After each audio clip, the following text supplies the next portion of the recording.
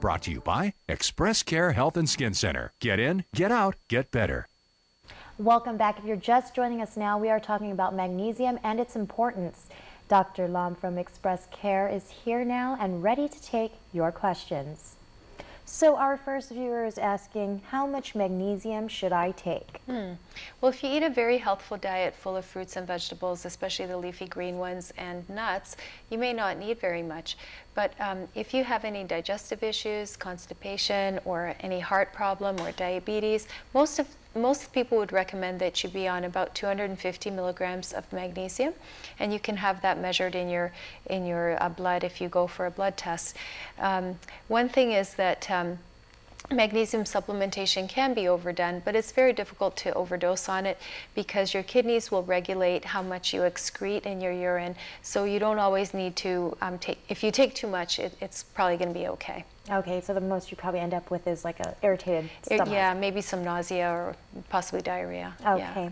Now, is magnesium safe to use while nursing or breastfeeding? It is safe, and it may be actually helpful in calming your baby. Some authorities believe that taking a good level of magnesium in the mother and in her milk will help actually calm colic in the child, and will help the baby be able to relax. The mother also will be hopefully more relaxed. Oh, okay. Now, can magnesium supplements reduce the risks of kidney stones?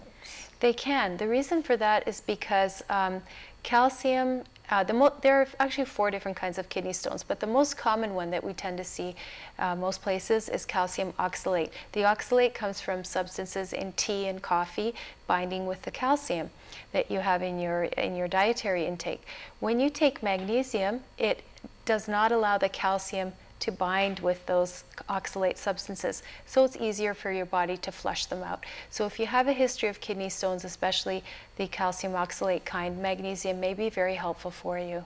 Oh, okay, because I understand that's a very painful Extremely process Yes. to endure. So if they take a little magnesium, that may help break it down a little bit? It may help it not form as much. Oh, okay. Yeah. But once you have them, then Once you have them, most kidney stones cannot be absorbed or dissolved. I mean, they need to be blown up. So there's lithotripsy, and we do have that on Guam. If you have a kidney stone, they put you in a machine with a very strong ultrasound in it.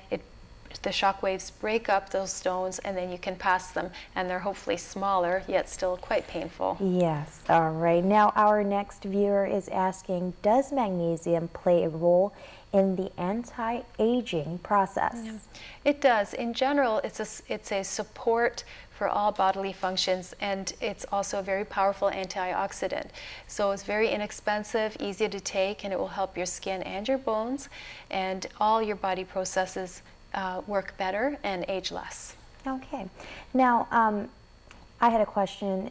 How does magnesium relate to bone health? Okay. One of the ways that it relates is in helping you absorb the correct amounts of calcium and balance that out.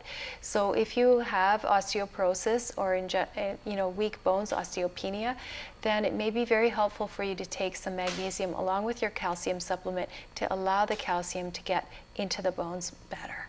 All right, great. Well, thank you so much, Doc, for your continued expertise. And make sure to join us next week when we discuss calcium. If you have any